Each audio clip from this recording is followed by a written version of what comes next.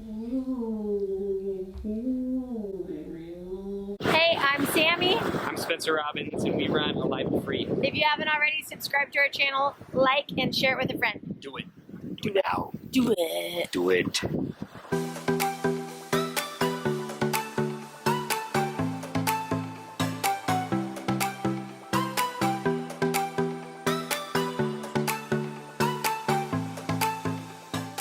You guys, I had an allergic reaction to pistachios just now. I was doing a Facebook Live and all of a sudden I was like really out of breath and then my head started pounding and I couldn't breathe, but I was coaching some of the women and answering questions.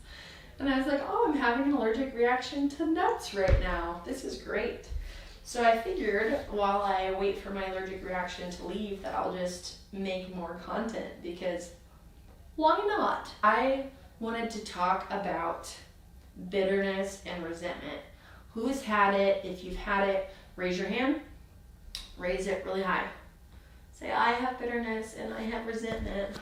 Let's talk about why bitterness and resentment happens.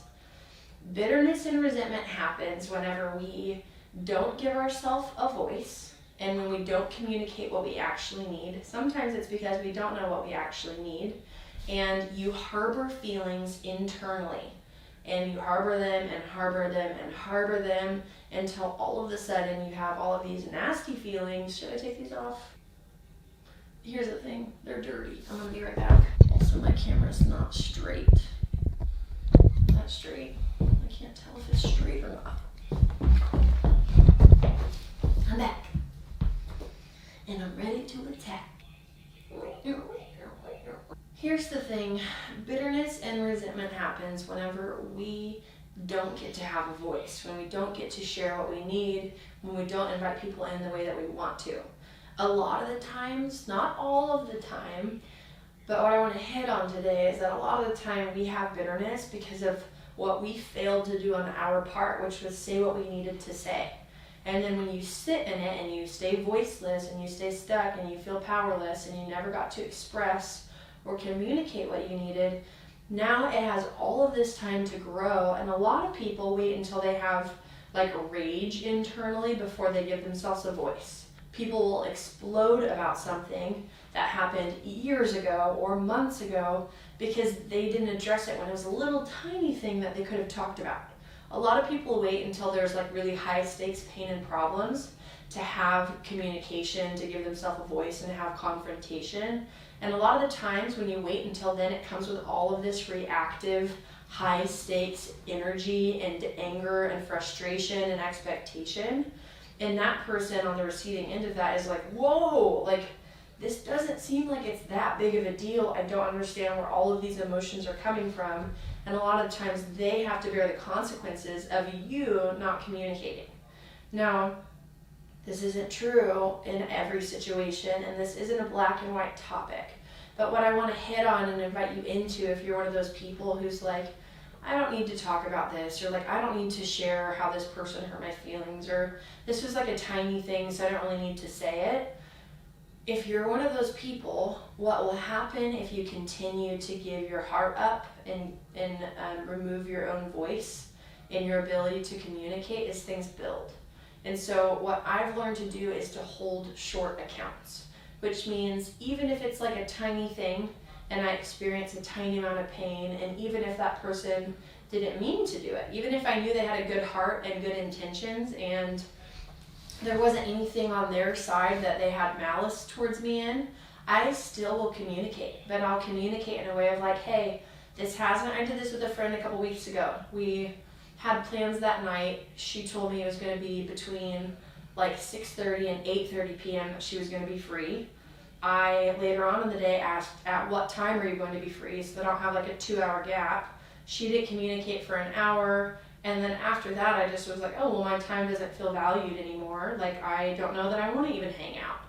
She ended up coming over anyways, and I let her know, like, hey, you haven't done this before. I know that this is new, so I'm not saying that this is high stakes or that this is a big deal. But when you told me we had plans, but then you told me that you weren't sure within the 2-hour gap when you'd be free, and then you didn't respond for an hour or two after I got after I asked for clarity on that, it just kind of felt like you didn't value my time. Now, you don't have a history of doing that, but I just want to communicate because I don't feel valued in that, and maybe it's just my own pain.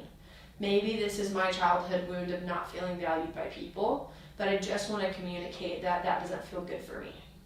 And she was like, I'm so sorry. Makes a lot of sense that it'd feel like that for you. And that's pretty much it. And since then, she's made adjustments on planning things ahead of time and giving me clear expectation on timing because she knows that I care about that. Now, I could have a belief that that's not a big deal or that everyone's different and people don't function like that, but what I want to do is value myself by giving myself a voice and communicating what I need to feel loved. I'm not putting expectation for that person to follow that or honor that or do it like that, but I'm like saying, here I am, come and see me, come and see how things affect me. I'm going to bring my vulnerability to you, and I'm going to watch what you're going to do with it. When I give you feedback, when I give you information, when I give myself a voice, when I communicate, I'm going to watch in relationship how you respond to my honesty. And I think it's really healthy to do that when we take ownership for our stuff. Like taking ownership for my stuff in that conversation sounded like maybe I'm just triggered, maybe this is my childhood wound of not feeling valued, but I just wanted to communicate it even though I know like this is the first time it's happened, so it's not a big deal. I just want to share that I don't feel valued. I'm not saying you didn't value my time, or I'm not blaming her or accusing her or assuming that she meant to do that. I'm just sharing how it affected me. So if you give yourself a voice whenever there are small accounts and there are little things that happened, and you express yourself and you communicate, you can actually kill that bitterness and resentment before it ever starts to even have opportunity to grow. And that's what I've loved learning how to do, especially in marriage, but in people that I want close friendship with. If I don't want close friendship with someone, I might not communicate. I might wait. I might decide to never share because I don't want a relationship with them. I'm not saying that that is a healthy option. I think it's always healthy and powerful to communicate. But if you want close relationships and if you want to be known and you want to feel valued in relationship and respected and you want there to be trust, then I highly encourage you to communicate quickly, to hold short accounts, to share what you need to share, and to learn how to have a lot of ownership language so that you're not a bitter, resentful old man or lady one day. That's all. So I hope that you enjoyed. I hope it was helpful. If it was helpful, throw it in the comments. If you feel misunderstood by anything that I say, that's okay. I couldn't cover all of the topics. It's not a black and white thing. There's a lot of gray area and a lot of angles that I couldn't hit on. But for the sake of an 8-minute and 39-second video, I hope you enjoyed.